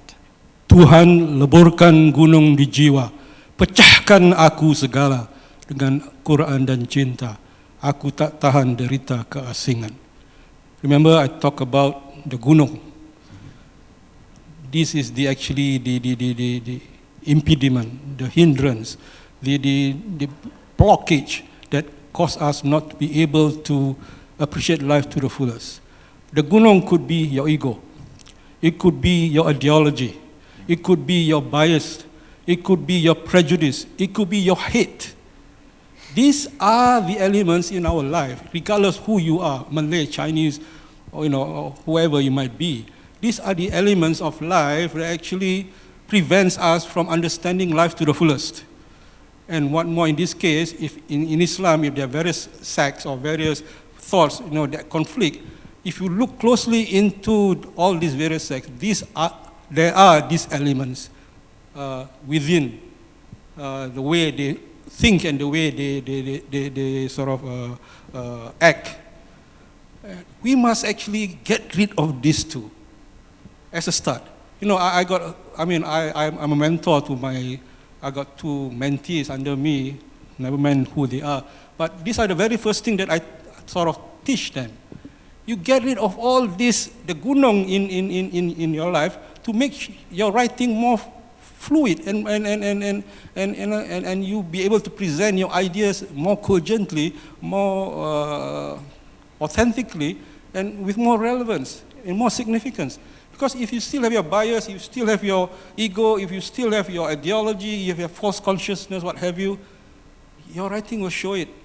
And it will not be elevated to a level whereby this is appreciated by humankind to the fullest. I mean, that's my viewpoint. So, first thing is, get rid of all this gunung, within us, Muslims.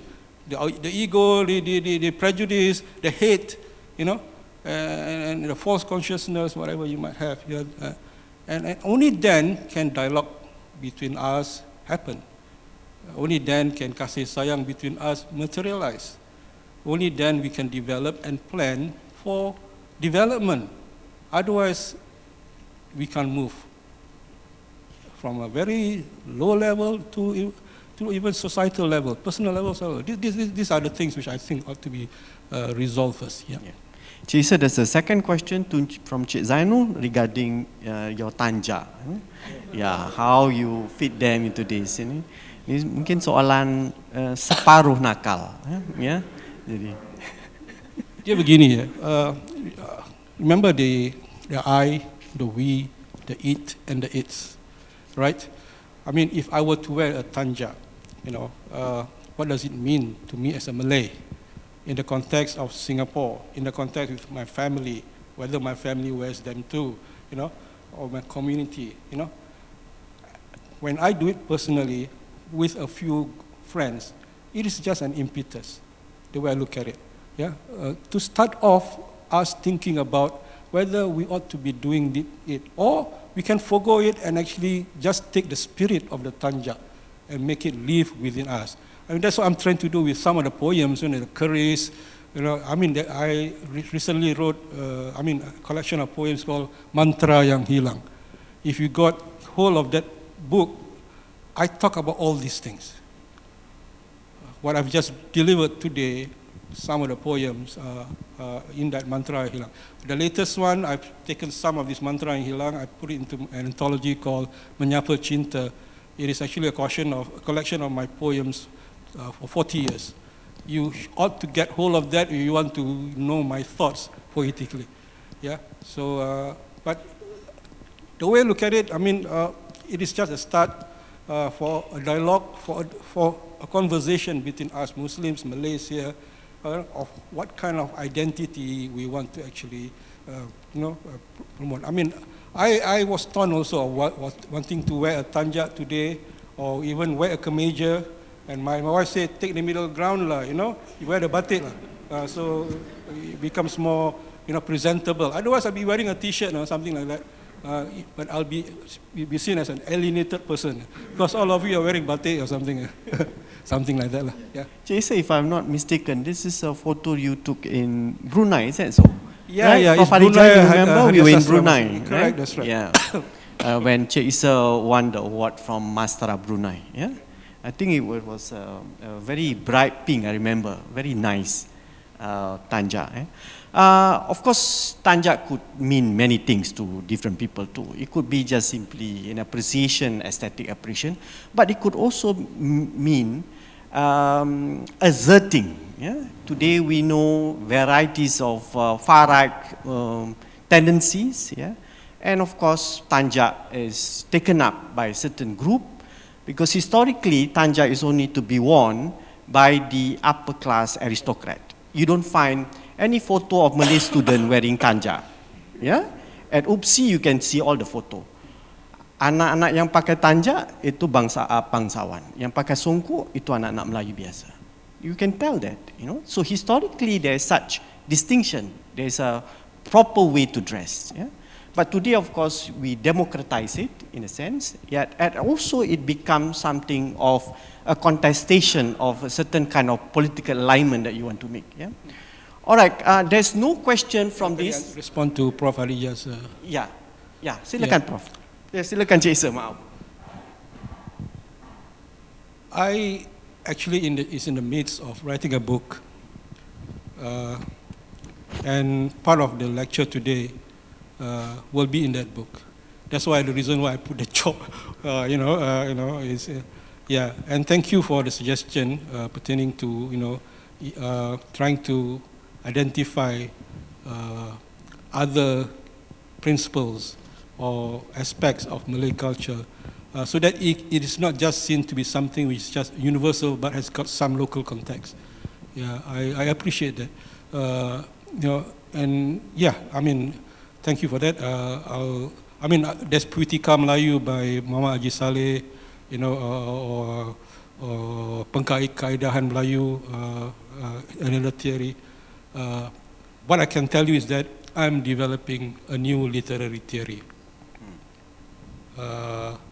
And part of the discussion today, just part, it's not the entire thing, will form, part of the theory, so to speak. It is in my preparation to go beyond my current MPhil, Master of Philosophy in Malay Letters. I intend to pursue either a PhD or DCA, depending on where I go and who are the supervisors I would want to work with. But I got to wait until I retire officially, which in May next year. Yeah. But I'm already starting the preparation. So by the time I'm registered, probably I'll just submit the thesis. Something like that, hopefully. Then I see how it goes from there. But I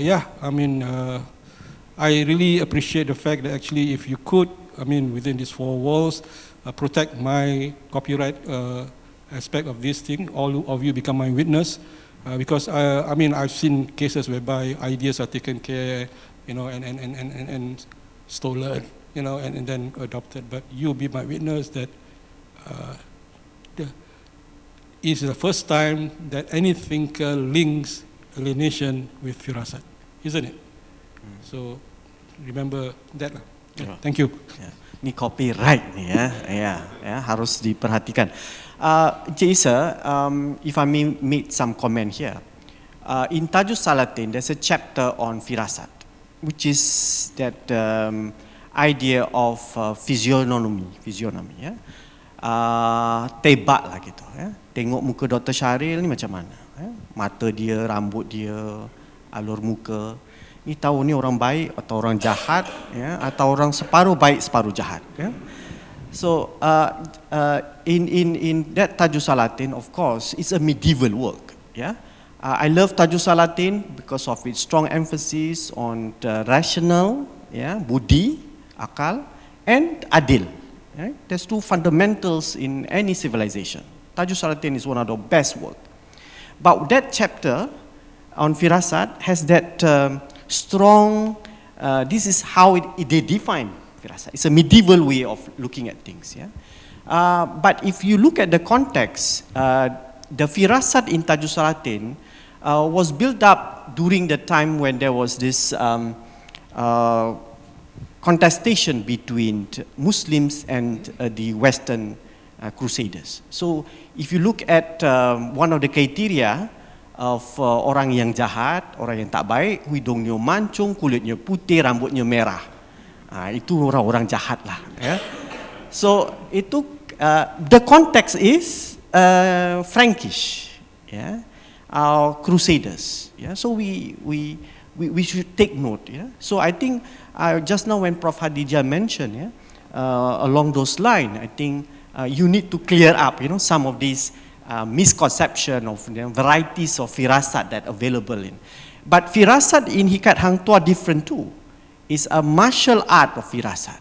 Boleh tukar-tukar dari kucing jadi pahlawan, boleh jadi singa, boleh jadi harimau. That kind of martial firasat. Yeah? And it's also different from the firasat of Hamzah Fansuri, certainly. Yeah? So I think the terrain of old texts give us some idea that within the definition of firasat, there's a competing definition to it. And I think we need to, I'm sure, this will be part and parcel of your take. Right? All right, can we get some other questions? Yeah? Silakan, Tuan. Yeah. Assalamualaikum, Mr. Usman. Nama saya Osman. I know you don't have ARS. So I promise you I won't complain to Muis. But I just like your take on the link between firasat and ilm, and the fact that there's a hadith that the seeking of knowledge is faridah, is obligatory on every Muslim woman and man. But there's no hadith, as far as I know, of similar nature about firasat. So what's your take? Thank you, sir. Without ERS. Yeah. Can we have another question? Yeah.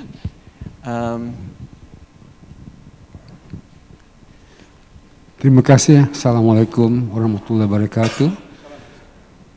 Bila saya mengikuti karya Encik Isa Kamari sejak tahun 70-an, apabila beliau menulis dengan nama pena Singaduyung tahun 70-an, saya telah menyelusuri tentang pemikiran beliau, dan novel-novel yang ditampilkan itu saya baca. Gambaran yang saya dapati daripada novel-novel tersebut tidak begitu jitu, sehingga hari ini barulah saya tahu bahawa semarak novel-novel tadi itu berakarkan pemikiran yang mendalam dari saudara Isa. Saya ucapkan tahniah atas usaha menggali, meneroka dan mengongsi keprihatinan beliau. Soalan saya ialah, beliau menulis dalam lingkungan sebuah masyarakat Singapura yang beraneka budaya, agama dan amalan. Dari segi sosiologi, bila kita bercakap soal alienation, keterasingan itu, kita berpegang pada konsep pemisahan individu dari masyarakatnya, kepercayaan masyarakatnya, amalan masyarakatnya, norma masyarakatnya tadi itu. Iaitu definisi alienasi atau alienation dari segi sosiologi. Saudara Isa telah meluaskan interpretasi keterasingan ini dengan melibatkan soal dalaman yang sangat sukar untuk kita menentukan titik temunya. Ya. Jadi saya ingin bertanya, apakah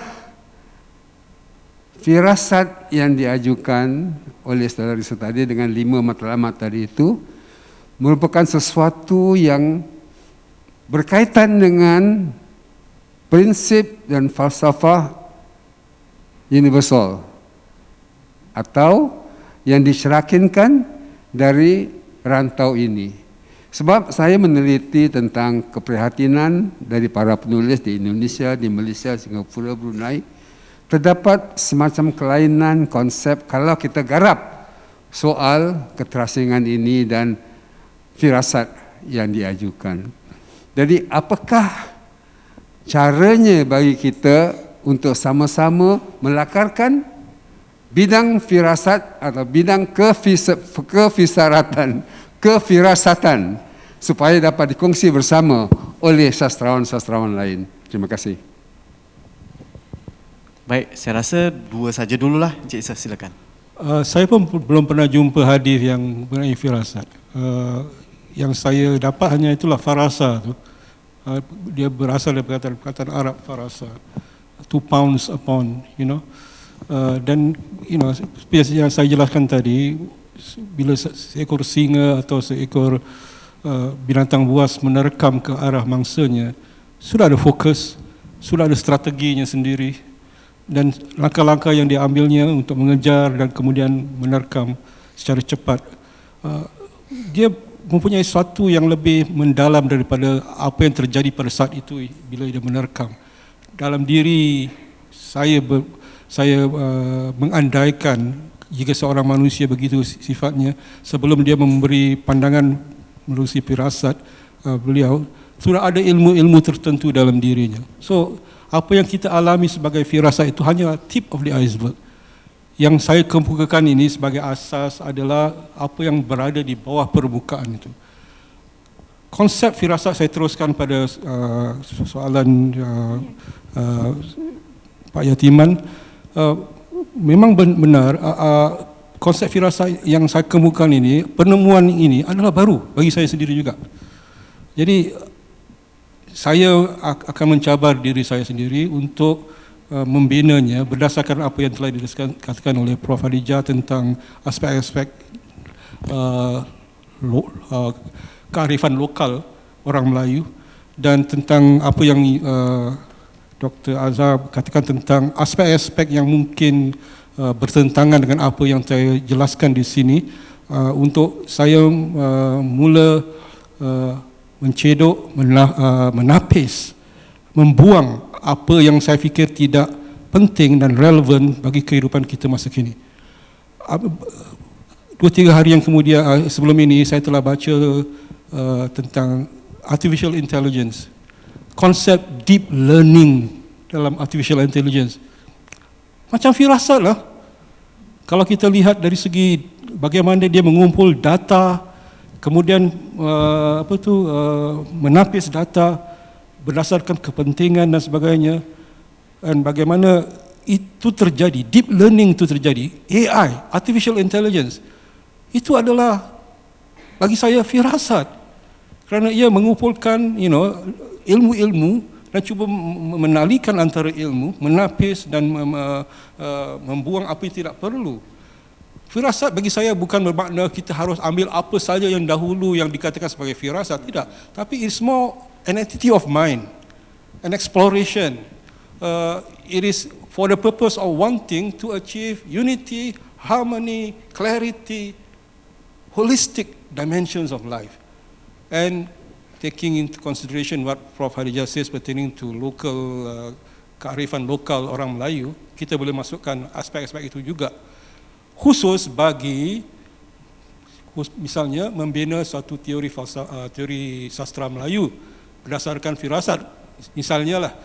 Tapi kalau dalam aspek kehidupan biasa, kita tidak perlu terlampau preskriptif dengan cara kita mengamalkan firasat. In ordinary life, ourselves, I think we can practice firasat in our own way. When we actually kita tidak mengenepikan pandangan orang lain, melihat secara holistik, sensitif tentang perasaan orang lain, cuba melihat sesuatu dari berbagai sudut. Ini adalah dimensi firasat bagi saya lah. Yang mungkin didefinisikan sebagai sesuatu yang lain pada dunia barat. Tak apalah, tak kisah. Yang pentingnya bukan perkataan firasat itu sendiri, tapi amalan di balik firasat itu yang penting, yang kita harus adakan dalam hidup kita. Hanya dengan demikianlah hidup kita terasa penuh, terasa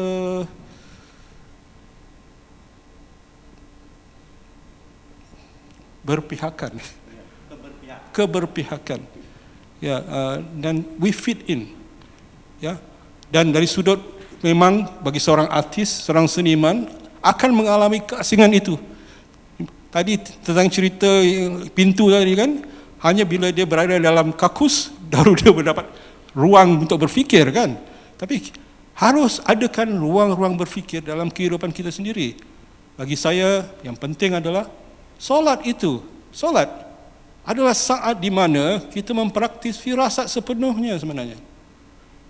Bila kita merenungkan ayat Al-Quran dan kita menghayatinya dan kita membawa jiwa solat di luar kehidupan kita.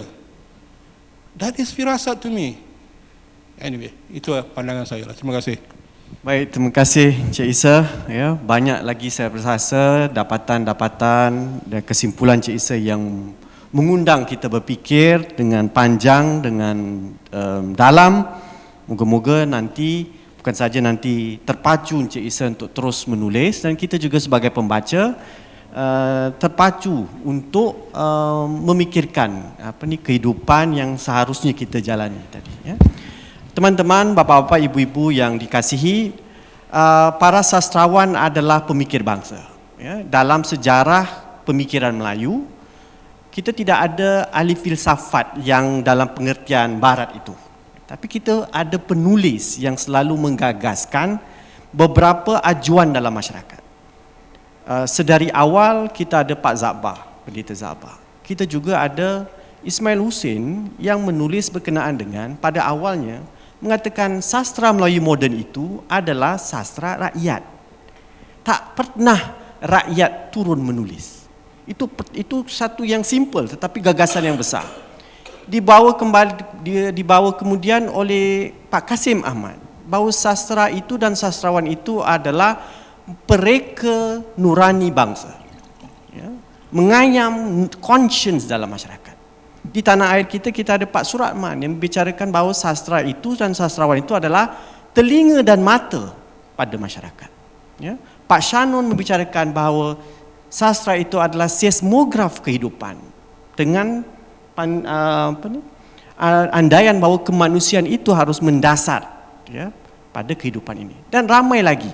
Dan kalau kita lihat, rasanya lah kalau tanpa sastrawan kita tidak ada gagasan-gagasan ini. Kita akan menjadi golongan yang sangat daif pada konsep-konsep yang kritis dan kreatif. Saya rasa itu yang diperlukan dalam masyarakat. Kita bukan perlukan penulis hanya untuk bercerita, tetapi penulis yang akan menggagaskan untuk kita menghargai kemanusiaan yang lebih besar. Ya. Dengan itu, ayo teman-teman kita berikan tepukan gemuruh sekali lagi untuk Cik Isa. Dan terima kasih kepada tuan-tuan, puan-puan, saudara-saudari yang telah sudi bertanya dan berpartisipasi dalam ceramah hari ini. Dengan itu saya persilakan saudara Fadli untuk mengundang pengurusi kami. Ya. Okay. Silakan. Thank you, Mr. Isa Kamari and Dr. Azhar Ibrahim. I'm pretty sure that we have all benefited greatly from the CLS lecture this afternoon. Before we proceed to the end segment, I would like to invite Dr. Azhar to present a gift as a token of appreciation to our guest speaker for the third CLS session this year, Mr. Isa Kamari. Let's put our hands together for Mr. Isa. Sebenarnya tadi saya apalah sudah disebut ya. Dengan besar hati kami menyampaikan cendera hati ini kepada kita.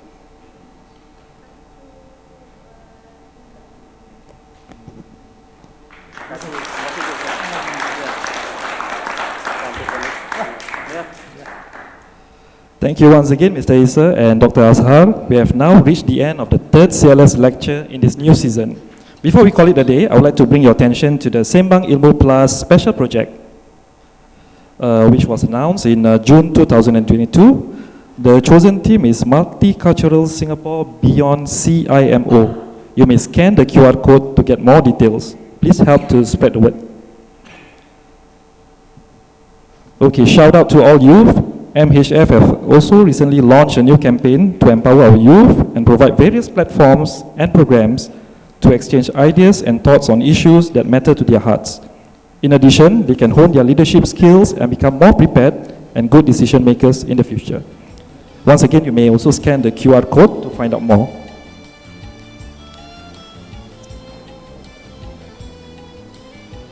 Okay, for your information, details about our programs are available online on Facebook, YouTube, LinkedIn, and the MHF website.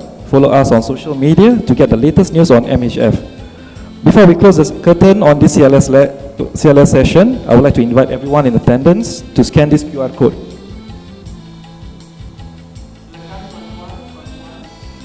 Yeah, to scan the QR code and also complete the feedback form. We very much welcome and appreciate your feedback. Here, I would like to take this opportunity to thank everyone for setting aside the time to be with us today. Inshallah, we will meet again in the next CLS session, which is exactly a week from now, next week. So stay tuned for updates on our social media platforms. So as you can see, this is our next CLS session by Dr. Saida Wang. Yeah. On behalf of MHF, I wish you a great Saturday and a fantastic weekend. Assalamualaikum warahmatullahi wabarakatuh.